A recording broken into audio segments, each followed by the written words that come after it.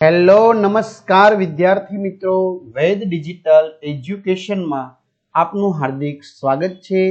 આજે આપણે ધોરણ 4 વિષય આસપાસ એટલે કે પર્યાવરણની અંદર પાઠ નંબર 17 તેજલ અમદાવાદમાં જેનું આપણે પ્રશ્નોના જવાબ સાથે સરસ મજાની સમજૂતી જોવાના છીએ। તો ખાસ વિદ્યાર્થી મિત્રો, ચેનલમાં નવા હોય તો ચેનલ સબસ્ક્રાઇબ કરી બાજુમાં વાળા બેલ આઇકનને પ્રેસ કરો જેથી તમને અવનવા વિડીયોની માહિતી નોટિફિકેશન મળી શકશે। વિડીયો લાઈક કરજો, તમારા મિત્રો દોસ્તોને શેર પણ કરશો। તો ચાલો જોઈએ પ્રકરણ નંબર 17 તેજલ છે એ ક્યાં આવેલી છે તો કે અમદાવાદ શહેરમાં। તો વિદ્યાર્થી મિત્રો, અહીં રેલવેના પાટા હોય એવું લાગે છે અને એની નજીકમાં આ ઝૂંપડપટ્ટી હોય એવું ચિત્ર બતાવેલું છે। તો શું કે છે, હું મહિના પહેલા એટલે કે એકાદ મહિના પહેલા માતાના ઈલાજ એટલે વિદ્યાર્થી મિત્રો શું થશે, સારવાર, બરાબર। કોઈ એમને રોગ કે અન્ય કંઈ પણ વસ્તુ થયું હશે તો એના સારવાર માટે અમદાવાદ આવી હતી એવું તેજલ કહે છે। મારી માતાને હોસ્પિટલમાં દાખલ કરી હતી, એટલે કે મારી માતાને, મારી મમ્મીને હોસ્પિટલની અંદર એડમિટ કરી હતી। એમને કોઈ બીમારી કે કંઈ પણ થયું હશે, કોઈ રોગ માટે એમને સારવાર માટે લાવ્યા હતા। હવે અમદાવાદ છે એ મોટું શહેર છે, આપને ખબર છે કે મિત્રો વસ્તીની દ્રષ્ટિએ સૌથી મોટો જિલ્લો અમદાવાદ છે અને બીજો સુરત। જો કે સુરત અને અમદાવાદ હવે બહુ ઝાઝો તફાવત નથી વસ્તીમાં। ધીમે ધીમે હું શહેરી જીવનને અનુકૂળ થવા લાગી છું। તેજલ શું કે છે, હું ગામડેથી આવી છું એટલે મને શહેરનો કોઈ અનુભવ નહોતો, પણ ધીમે ધીમે હું આ શહેરી જીવન છે, શહેરનું જીવન એટલે એને કહેવાય શહેરી જીવન, તો એને હું ધીમે ધીમે શું થવા લાગી છું તો કે અનુકૂળ, માફક થવા લાગી છું। મને હજી પણ યાદ છે કે તે દિવસે જ્યારે હું અને મારી માતા અમદાવાદના રેલવે સ્ટેશન પર ટ્રેનમાંથી ઉતર્યા ત્યારે કેટલી ભીડ હતી। શું કે છે, મને હજી પણ યાદ છે તે દિવસ, કયો દિવસ કે જ્યારે તે અમદાવાદના રેલવે સ્ટેશન પર ટ્રેનમાંથી ઉતર્યા હતા તે દિવસ। તો હું અને મારી માતા ઉતર્યા હતા ત્યારે કેટલી ભીડ એટલે કે ટ્રાફિક, લોકોની અવર જવર વધુ હતી। મેં ઝડપથી મારી માતાનો હાથ પકડી લીધો। શું કામ? નહીતર માતા અને તેજલ બંને એકબીજાથી કેવા પડી જાય, આ ભીડમાં જુદા પડી જાય। પછી એને અમદાવાદ તો એમની માટે નવું શહેર હતું, તો પછી એમને મળવું મુશ્કેલ થઈ જાય એટલા માટે। ઘણા બધા વિદ્યાર્થી મિત્રો, વાલી મિત્રો, શિક્ષક મિત્રોની કમેન્ટ હોય છે કે સર આ સિવાય આપણે બીજા વિષયના વિડીયો પણ જોવા હોય અથવા તો આમના પણ વિડીયો જોવા હોય આગળના પાઠના તો મળશે? હા ભાઈ, ફ્રીમાં મળશે, એનો કોઈ ચાર્જ નથી। જે આપણને આપણી વેદ ડિજિટલ એજ્યુકેશન નામની એપ્લિકેશન, જે ગૂગલ પ્લે સ્ટોર કે જ્યાંથી તમે ગેમ ડાઉનલોડ કરો છો ત્યાં જઈને ડાઉનલોડ કરી લો। વિદ્યાર્થી મિત્રો, તમને જણાવતા આનંદ થાય છે કે 5 લાખથી પણ વધુ વિદ્યાર્થી મિત્રોએ આ આપણી એપ્લિકેશન ડાઉનલોડ કરી છે, જેમાં બધા જ વિષયના પાઠ્યપુસ્તકના પાઠની સમજૂતીના વિડીયો, સ્વાધ્યાય અભ્યાસની સમજૂતીના વિડીયો, પરીક્ષાના સમયે ઉપયોગી પેપરો, એકમ કસોટી, સ્વઅધ્યયન પોથી, પ્રોજેક્ટ બુક, એકમ કસોટી, બરાબર, આ બધું જ।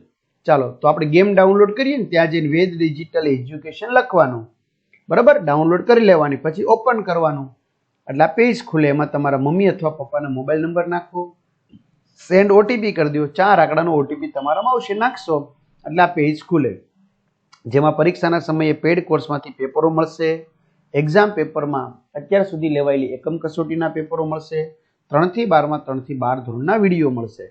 તમારું ધોરણ તમારે ચોથું પસંદ કરવાનું, 12 ધોરણ સુધી ઉપયોગી છે, અને પછી ગણિત, ગુજરાતી, આસપાસ, ઇંગ્લિશ, હિન્દી, જે વિષયમાં તમારે જે પાઠ ભણવો હોય એ આરામથી ભણી શકશો। અથવા તો શાળા મિત્રમાં પણ ધોરણમાં પાઠ વાઇઝ તમે વિડીયો વેદ ડિજિટલના જોઈ શકશો।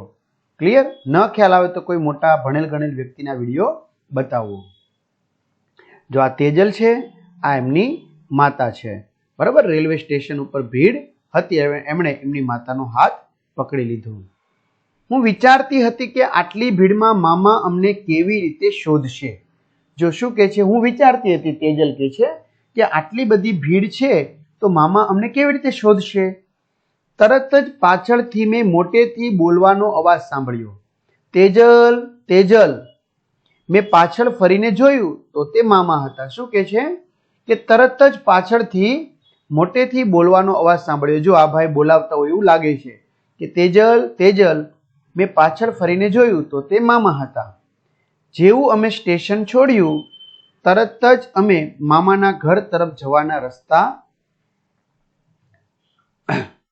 ઉપર હતા. શું કે છે, અમે જેવું સ્ટેશન છોડી દીધું તરત જ અમે મામાના ઘરે જે રસ્તો જતો હતો એ રસ્તા ઉપર અમે જતા હતા. જો માતાના ભાઈને ગુજરાતીમાં શું કહેવાય? મામા કહેવાય છે. બરાબર, માતાના ભાઈને મામા કહેવાય છે. ચાલો, તો અમે જેવું સ્ટેશન છોડ્યું તરત જ મામાના ઘરે જવાના રસ્તા ઉપર હતા. પરંતુ દરેક જગ્યાએ ભીડ હતી. કારણ કે મિત્રો તેજલ તો ગામડેથી આવી હતી. તો ગામડે તો કેવું હોય, એકદમ છૂટું હોય, મોટી મોટી શેરીઓ હોય, બરાબર, મોટા મોટા રસ્તાઓ હોય, મોટા મોટા મકાનો હોય. પરંતુ અહીંયા તો શહેરમાં ભીડ હતી. એક સાંકડી ગલીમાં, જો અહીંયા ચિત્રમાં તમે જોઈ શકો છો, સાંકડી ગલીમાં હરોળ બંધ એટલે કે લાઈનબદ્ધ કેટલી બધી ઝૂંપડીઓ હતી. જો મકાન નહોતા પણ ઝૂંપડીઓ હતી. બરાબર, તો અહીંયા એક સાંકડી ગલીમાં હરોળ બંધ લાઈનબદ્ધ ઘણી બધી ઝૂંપડીઓ હતી, એટલે કે મકાન પણ ઝૂંપડી ટાઈપના. અમે મામાના ઘર સુધી પહોંચવા તે ગલીમાંથી ગયા. અમારે મામાના ઘરે જવું હતું તો અમે ગલીમાંથી પસાર થઈને ત્યાં ગયા. મામા મામી અને તેમની 2 દીકરીઓ અને એક દીકરો હતા. બધા એક જ રૂમમાં રહે. જો મામા મામી અને તેમની કેટલી દીકરીઓ? 2 દીકરીઓ અને એક દીકરો. તમે ચિત્ર જોઈ શકો છો અને આ 2 દીકરીઓના ચિત્ર જોઈ શકો છો. બરાબર, તેઓ એક જ ઘરમાં રહેતા હતા. હું પણ તેમની સાથે અહીં રહું છું. હું પણ હવે તેમની સાથે અહીં રહું છું. અમે અહીં બેસીએ છીએ, સૂઈએ છીએ તથા જમવાનું અને કપડાં વાસણ ધોવાનું બધા જ કામ અમે એક જ રૂમમાં કરીએ છીએ. જો અહીંયા પાણીની ડોલ પરથી ખબર પડી જાય મિત્રો, અહીંયા ખાટલા પરથી ખબર પડી જાય સૂવાનું, અહીંયા રાંધે છે એના પરથી ખબર પડી જાય જમવાનું, આ રસોડું, બધું જ પાણી પીવાનું બધું જ એક જ રૂમમાં છે. મારા ગામમાં ઘરમાં પણ એક જ રૂમ છે. મારા ગામની અંદર ઘરની અંદર પણ એક જ રૂમ છે. મારે એક જ રૂમનું ઘર છે, પરંતુ અમારે રસોઈ માટે અને નાહવા માટે જુદી જગ્યા છે. શું કે છે, અમારે રસોઈ કરવા માટે અને નાહવા સ્નાન કરવા માટે એક અલગ જગ્યા છે. અમારે બહારની તરફ આંગણું છે, ચોગાન. બરાબર, ચલો પાણી પાણી. હું, ઋત્વા અને મામી વહેલી સવારે 4 વાગ્યે ઉઠીને સામૂહિક નળ, સામૂહિક એટલે બધા વચ્ચેનો, બરાબર, બધાનો એટલે સામૂહિક કહેવાય. તો સામૂહિક નળ પર પાણી ભરવા જઈએ છીએ. શું કહે છે, હું, ઋત્વા અને મામી વહેલી સવારે 4 વાગ્યે ઉઠીને સામૂહિક એટલે કે અમારી જે ગલી છે એમના બધા વચ્ચેનો એક જ નળ છે, તો ત્યાં પાણી ભરવા જઈએ છીએ. બાપરે, જો તેજલના મોઢામાંથી શું બોલાઈ ગયું? બાપરે. ત્યાં પાણી માટે કેટલા ઝઘડા થાય છે. શું કામ વિદ્યાર્થી મિત્રો? કારણ કે એક જ નળ છે અને બધાને પાણી ભરવું હોય, બરાબર, અને પછી દિવસ દરમિયાન બધાને કામે જવું હોય, એટલા માટે ઝઘડા થાય છે. જો અમે થોડાક મોડા પડીએ તો અમે આખા દિવસનું પાણી ભરી શકીએ નહીં. તો એનો અર્થ એવો થયો કે સવારે 4 વાગે વહેલું પાણી આવે છે અને બધાને પાણી ભરવું હોય, અને બરોબર થોડાક મોડા પડીએ તો પછી પાણી જતું રહે છે, એટલે અમારે આખા દિવસનું પાણી ભરી શકીએ નહીં. અમારા ગામના ઘરમાં પણ નળ નથી. અમારું ગામડે ઘર છે એમાં પણ આવી રીતે નળ નથી. ગામડામાં તળાવમાં પાણી હોય છે. ગામડામાં ક્યાં પાણી હોય છે? તળાવમાં. તો ત્યાં જવા માટે 20 મિનિટ લાગે છે. તળાવ સુધી જવા માટે 20 મિનિટ લાગે છે. અમારે આવા ત્યાં નળ નથી. ઉનાળામાં ઘણી વખત તળાવની અંદર પાણી સુકાઈ જાય છે, બરાબર. તો તળાવમાં પાણી સુકાઈ જાય તો હવે ક્યાંથી પાણી મેળવશે? પછી અમારે લગભગ 1 કલાક સુધી ચાલીને નદીએ પાણી ભરવા જવું પડતું. તો વિદ્યાર્થી મિત્રો તમે વિચાર કરો કે તેજલના ગામમાં કેવી પરિસ્થિતિ હશે. એનો મોટા ભાગનો સમય તમારી જેમ ભણવામાં નહીં આપી શકતા હોય, કારણ કે પાણી છે એ જીવન જરૂરી છે, બરાબર. અને એક વખત જઈ આવે તો કઈ એટલું બધું તો પાણી નહીં આવી શકે, એટલે દિવસમાં 2 વાર 3 વાર પાણી ભરવા જવું પડે. તો એનો કેટલો સમય એમાં બગડી જાય, હે ને? તો તમારે તો બહુ સારી બાબત છે. તો માતાના ભાઈને મામા કહેવાય ને માતાના ભાઈની પત્નીને શું કહેવાય? મામી કહેવાય. એ તો આપને ખ્યાલ જ છે બધાને. ઓકે. પરંતુ ગામમાં પાણી માટે ઝઘડા થતા નથી. તેજલ શું કહે છે? અમારા ગામમાં પાણી માટે ઝઘડા થતા નથી. ગલીમાં જ્યાં મામા રહે છે ત્યાં એક છેડે શૌચાલય છે. શૌચાલય એટલે જાજરૂ કરવા માટેની એક જગ્યા, શૌચ ક્રિયા કરવા માટેની એક જગ્યા. જો મિત્રો અહીંયા જોઈ શકો છો, તેજલના મામાના ઘરે એક જ જાહેર નળ છે. તો અહીંયા ઝઘડા થાય છે કે પેલા હું ભરી લઉં, પેલા હું ભરી લઉં, વચમાં તમે આવ્યા છો એમ. તો એક છેડે શૌચાલય છે. ગલીના લોકો તે શૌચાલયનો ઉપયોગ કરે છે. આજે મામાની ગલીના અંદર રહેતા લોકો છે એ આ શૌચાલયનો ઉપયોગ કરે છે. તે હંમેશા ખૂબ જ ગંદુ હોય છે, કારણ કે એક તો પાણી ત્યાં ઓછું આવે એટલે લોકો ત્યાં પાણી પણ એમાં ઓછું નાખે એટલે ગંદુ રહે છે અને ત્યાં દુર્ગંધ આવે છે, એટલે ખરાબ વાસ આવે છે. શું કે છે? પહેલી વાર તો મને તેનાથી ઉલટી જેવું થતું હતું, કારણ કે મિત્રો ગામડે રહ્યા હોય અને ખુલ્લી જગ્યામાં શૌચ ક્રિયા કરવા માટે જતા હોય, બરાબર? તો અહીંયા તો દુર્ગંધ મારતું હોય, ગંદુ હોય, એટલે એને સૂગ ચડી એટલે ઉલટી જેવું થતું. ત્યાં પાણી પણ હોતું નથી. જો ત્યાં પાણી પણ હોતું નથી. અમારે સાથે પાણી લઈને જવું પડતું, કારણ કે એક જ જાહેર નળ હતો એટલે ત્યાં પાણી તો હતું નહીં, એટલે અમારે સાથે પાણી લઈને જવું પડતું. હવે હું આ બધાથી ટેવાઈ ગઈ છું, કારણ કે ત્યાં હું મામાના ઘરે રહેવા લાગી છું એટલે ધીમે ધીમે દરરોજનું થઈ ગયું એટલે હું ટેવાઈ ગઈ. મારા ગામમાં કેટલાક લોકો ખુલ્લી જગ્યામાં કે ખેતરમાં શૌચ માટે જાય છે. કીધું ને, જો મારા ગામમાં લોકો ખુલ્લી જગ્યામાં અથવા તો ખેતરમાં આવી શૌચ ક્રિયા માટે જાય છે. પુરુષો અને સ્ત્રીઓ અલગ અલગ જગ્યાએ જાય છે. પુરુષો પણ અલગ જગ્યાએ, સ્ત્રીઓ પણ અલગ જગ્યાએ. પરિણામે મને દુર્ગંધ આવતી નથી. ચાલો લખો. તેજલને તેની માતાને લઈ ગામથી અમદાવાદ કેમ આવવું પડ્યું હતું?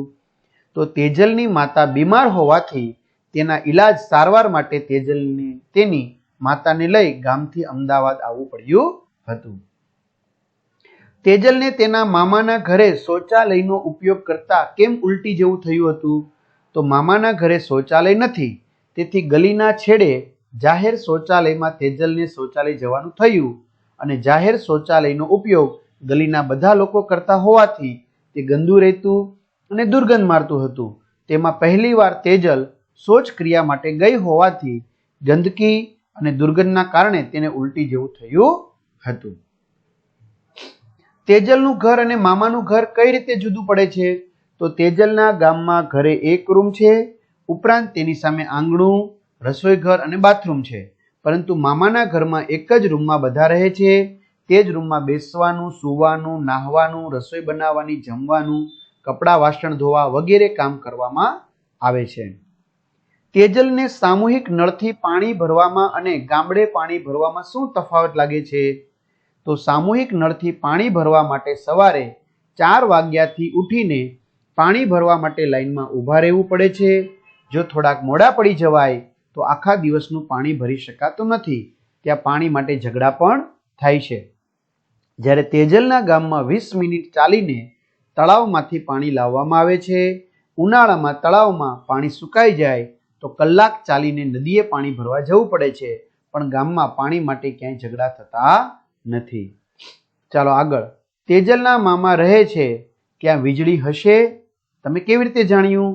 તો હા, તેજલના મામા રહે છે ત્યાં વીજળી હશે, કારણ કે તે વિસ્તાર મહાનગરપાલિકાની હદમાં આવે છે. વિદ્યાર્થી મિત્રો, અમદાવાદ છે એ મહાનગરપાલિકા ગણાય છે.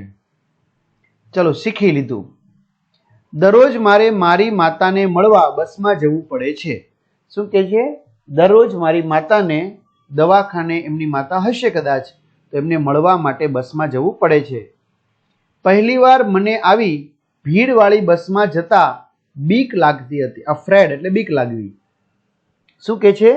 પહેલી વાર જ્યારે હું ગઈ તો આવી ભીડવાળી, ટ્રાફિકવાળી બસ હતી, એટલે કે લોકોની ભીડ વધારે હતી, તો મને બીક લાગતી હતી. મને તેની આદત ન હતી. આદત એટલે ટેવ. મને એની કોઈ ટેવ ન હતી. હું ડરતી હતી, બીક લાગતી હતી, પણ હવે એવું નથી, કારણ કે હું દરરોજ માટે ટેવાઈ ગઈ છું. કારણ કે દરરોજ એમની માતાને મળવા જવાનું થાય છે. મને ખબર છે કે લાઈનમાં કેવી રીતે ઊભું રહેવું. મને ખબર પડી ગઈ છે કે હવે લાઈનમાં કેવી રીતે ઊભું રહેવું, ટિકિટ માટે કેટલા પૈસા આપવા, ક્યાં ઉતરવાનું છે, એવું મને ધીમે ધીમે બધું સમજાવવા લાગ્યું છે. અમે જ્યાં રહીએ છીએ ત્યાં નજીકમાં ઊંચા મકાનો છે. શું કે છે? અમે જ્યાં રહીએ છીએ ત્યાં નજીકમાં ઊંચા ઊંચા મકાનો છે, ઇમારતો છે. ઊંચા મકાનો એટલે એની ઇમારતો કહેવાય. મારા મામી ત્યાં 7 ઘરની સફાઈ અને વાસણ ધોવાનું કામ કરે છે. એટલે વિદ્યાર્થી મિત્રો, આપણે આના પરથી અંદાજ આવી શકે કે તેજલની તેમજ એમના મામાની પરિસ્થિતિ કેટલી નબળી હશે. બરાબર, તેઓ આર્થિક રીતે ગરીબ હશે, એમની પાસે પૈસા જરૂરી નહીં હોય, નહીતર તો એ સારા મકાનમાં ન રહે. બરાબર, તો એમના મમ્મી 7 ઘરની સફાઈ, મામી 7 ઘરની સફાઈ અને વાસણ ધોવાનું કામ કરે છે. એક દિવસ હું તેમની સાથે ત્યાં ગઈ હતી. તેજલ કહે છે કે એક દિવસ હું પણ એમની સાથે ત્યાં ગઈ હતી. જ્યારે પહેલી વાર મકાન જોયું, મને થયું કે તે એક મોટું ઘર હતું. શું કહે છે? મેં જ્યારે પહેલી વાર મકાન જોયું ત્યારે મને એમ થયું કે તે એક મોટું ઘર હતું, પરંતુ મેં જોયું ત્યાં ઘણા બધા ઘરો એકની ઉપર એક એમ હતા. મને એમ થયું કે આવું એક જ મોટું ઘર હશે. પછી ખબર પડી કે આ તો એક માળ છે, એના ઉપર આ બીજો માળ છે, એના ઉપર આ ત્રીજો માળ છે, એમ એક ઉપર એક એમ હતા. મને આશ્ચર્ય થયું, નવાઈ લાગી કે હું કેવી રીતે આટલી બધી સીડી ચડીશ. બરાબર, પહેલા માળે, બીજા માળે, ત્રીજા માળે, હું કેવી રીતે ચડીશ? સીડી થાકી જઈશ. પરંતુ ત્યાં લિફ્ટ હતી. વિદ્યાર્થી મિત્રો, લગભગ બધાએ લિફ્ટ જોઈ હશે. તે મોટા લોખંડના પાંજરા જેવી હતી લિફ્ટ. તેમાં પંખો, લાઇટ, ઘંટડી વગેરે હતી.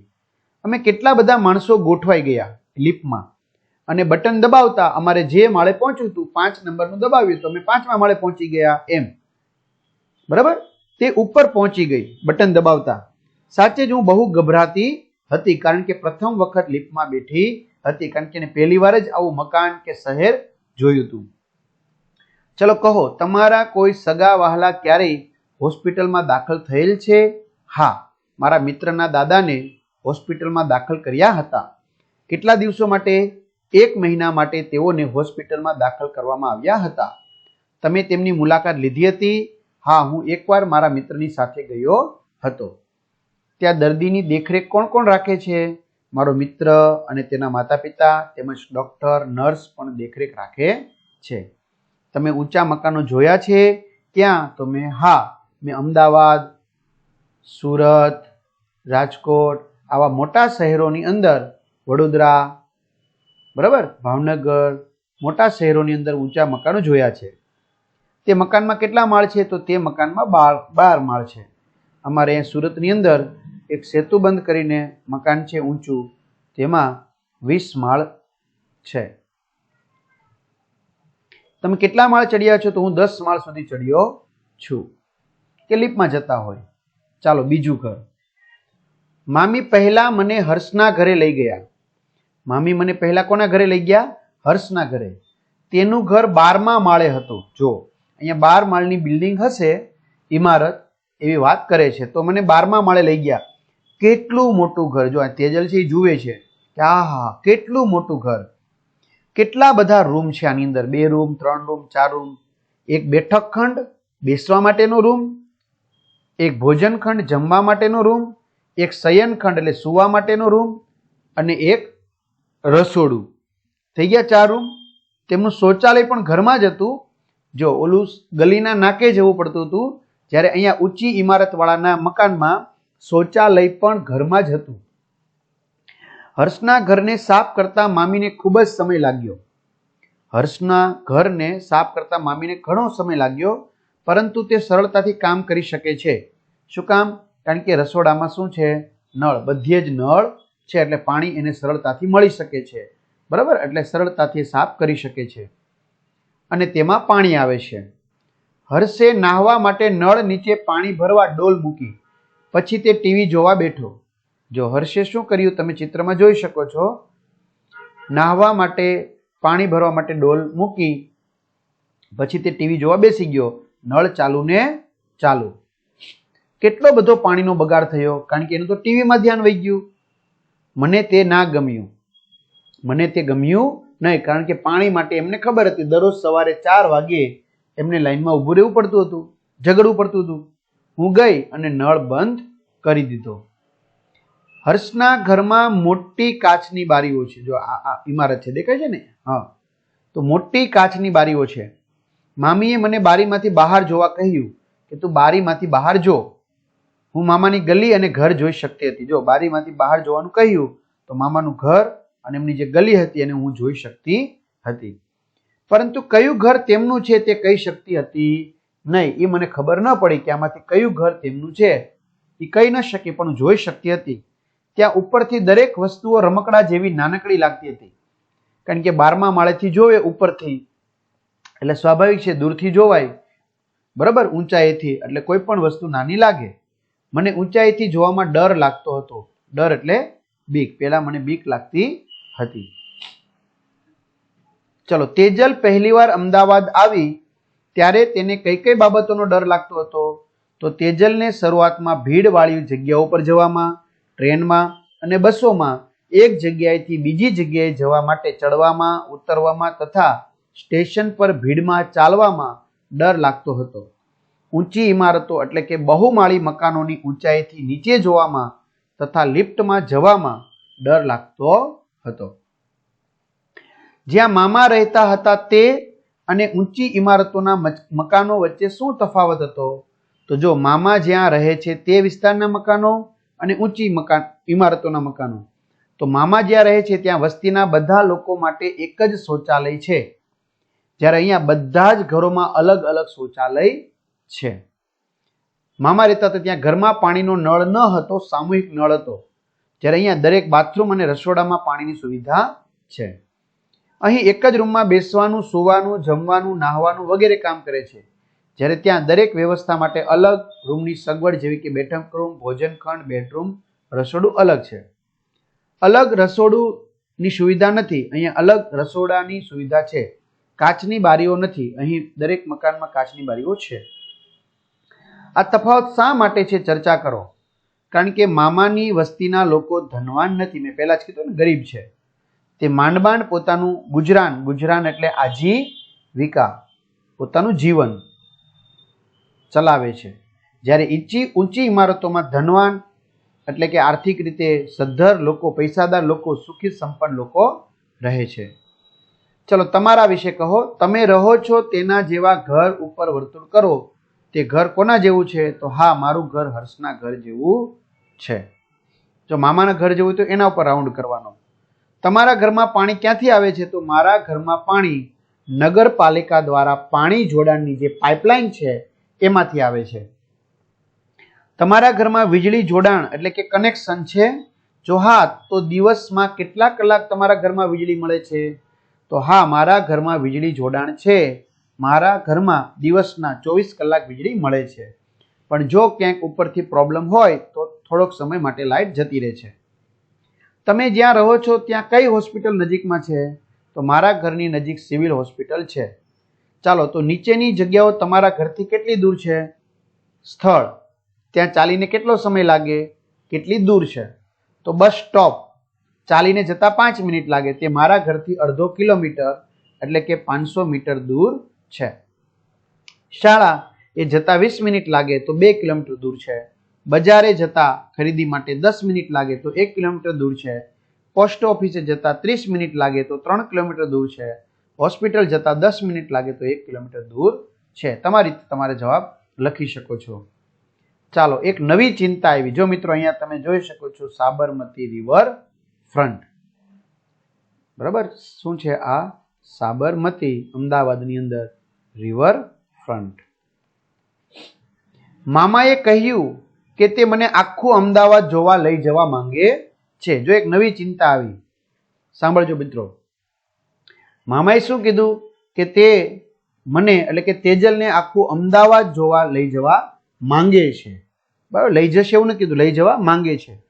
અહીં આસપાસ બાળકો રિવરફ્રન્ટ વિશે ખૂબ જ વાતો કરે છે. જો અહીં આસપાસના જે બાળકો હતા એ રિવરફ્રન્ટની વાતો કરતા હતા.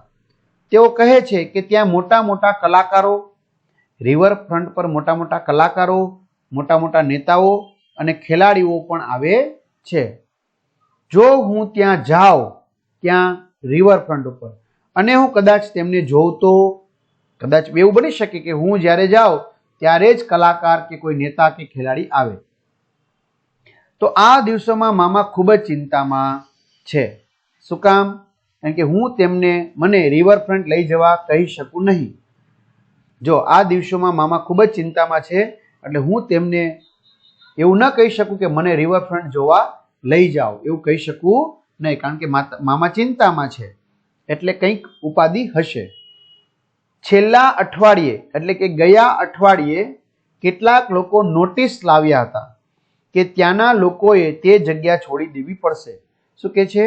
છેલ્લા અઠવાડિયે કેટલાક લોકો નોટિસ લઈને આવ્યા હતા, સમન્સ પાઠવવા, કે ભાઈ ત્યાંના લોકોએ તે જગ્યા છે એ ખાલી કરી દેવી પડશે. એટલે મામા જે જગ્યા રહે છે તે જગ્યા, આ જગ્યા સરકારી હોવાથી ખાલી કરવાની છે. જો આ જગ્યા કેવી છે? સરકારી છે, એટલે ખાલી કરવાની છે. મામા કહે છે કે છેલ્લા 10 વર્ષમાં આવી ત્રીજી નોટિસ આપવામાં આવી છે, એટલે કે છેલ્લા 10 વર્ષની અંદર આવી ત્રીજી વખત નોટિસ આપવામાં આવી છે.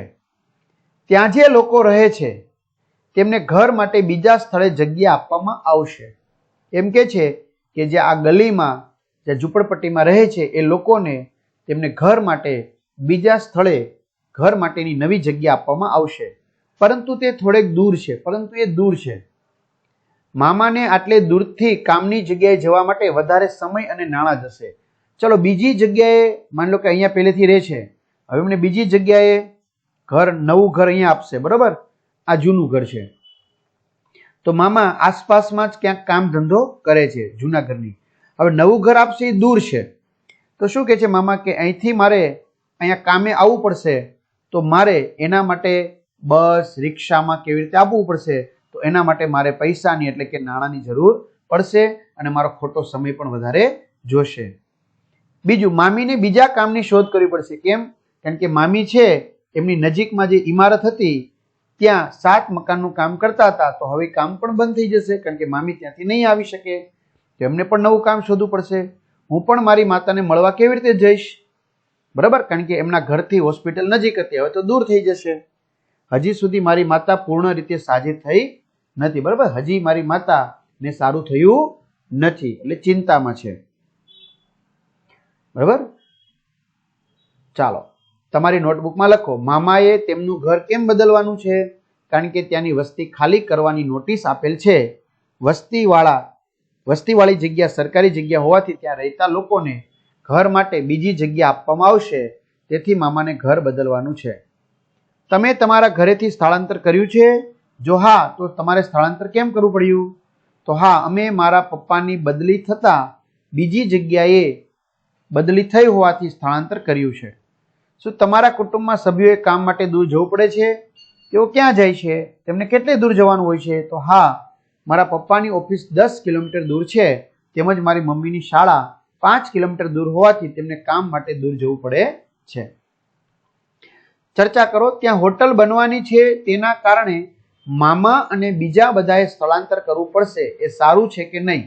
તો ના, આ બાબત યોગ્ય નથી, કારણ કે હોટલ જેવી મોજ શોખની વ્યવસ્થા માટે આટલા બધા લોકોને હેરાન કરીને સ્થળાંતર કરાવવું યોગ્ય નથી. તેનાથી કોને ફાયદો થશે? તેનાથી સરકાર જમીન વેચશે તો એને, અને હોટલ બનાવનારને.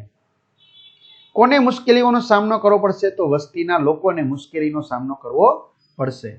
તેજલના મામાની જેમ કોઈ મુશ્કેલી પડી હોય તેવા લોકોને તમે જાણો છો? વર્ગમાં તેના વિશે વાત કરો. તો હા, હું એવા કેટલાક લોકોને જાણું છું જેને રોડ બનાવવાના કારણે પોતાનું ઘર છોડી બીજી જગ્યાએ જવું પડે છે, કારણ કે રોડ મોટો પહોળો બનતો હોય તો એમનું મકાન એમાં પડી જતું હોય છે. બીજી જગ્યા માટે તેમને ઘણી તકલીફ પડી હતી, પરંતુ સરકાર દ્વારા મળેલ મદદથી તેમને પોતાના નવા અને સારા ઘર બનાવ્યા હતા. તો મિત્રો, ઘણીવાર અહીંયા લખવામાં જ આવે છે પણ મદદ કે છે, પણ ઘણીવાર મદદ પહોંચતી પણ નથી. ચલો, તમારી પસંદગીના ઘરનું ચિત્ર દોરો અને ભંગ પૂરો. તો મિત્રો, મારી પસંદગીનું ઘર આવું છે, બરોબર? હા રે વાહ, બરોબર. તેજલ પણ આવું ઘર ઈચ્છતી હશે, એમના મામા પણ આવું ઘર ઈચ્છતા હશે. ચલો મિત્રો, એવી આશા રાખું છું કે તમને આ પાઠ સરળ રીતે સમજાઈ ગયો હશે. તો તમે ચોક્કસથી એકવાર કમેન્ટ કરી દો કે આ પાઠ સમજાઈ ગયો કે કેમ છે, તો આપણે આગળના પાઠ છે એ મૂકીએ, બરાબર ને. જરૂરી સુધારો હોય તો પણ કહેજો. તો ખાસ ચેનલમાં નવા હોય ચેનલ સબસ્ક્રાઇબ કરો, બાજુમાં બેલ આઇકન પ્રેસ કરો, વિડીયો લાઇક કરો. હજી કહું છું મિત્રો, કમેન્ટ કરજો જે પણ કાંઈ હોય તે, જેથી અમને પ્રોત્સાહન મળે અને અમે આવા વિડીયો વધુને વધુ વિદ્યાર્થીને ઉપયોગી બનાવી શકીએ. તો અસ્તુ.